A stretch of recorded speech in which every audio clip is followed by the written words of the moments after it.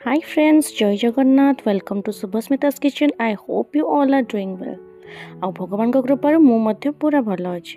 କାଲି ଦିନରେ ଏଠି ଯେଉଁ ବର୍ଷା ହେଲା ତାକୁ ଦେଖିକି ଆଇ ଏମ୍ ସିଓର୍ ସବୁ ଜୀବଜନ୍ତୁ କୀଟ ପତଙ୍ଗମାନଙ୍କର ଆତ୍ମା ପୁରା ଶାନ୍ତି ପଡ଼ିଯାଇଥିବ।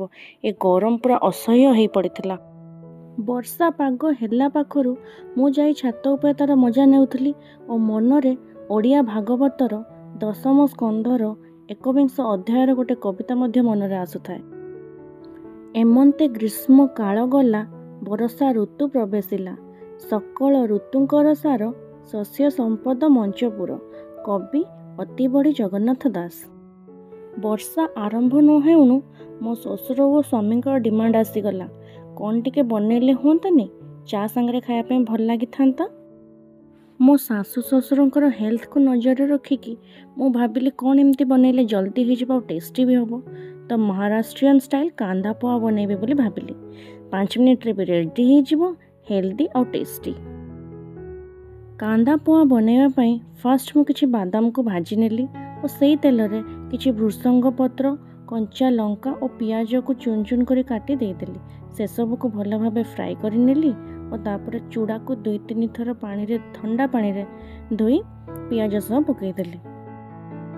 ଏବେ ଚୁଡ଼ା ସହ ସ୍ୱାଦ ହିସାବରେ ଲୁଣ, ଟିକେ ଚିନି ଓ ପିଞ୍ଚ ଅଫ୍ ହଳଦୀ ଦେଇକି ତାକୁ ଭଲ ଭାବେ ଭାଜି ନେବା।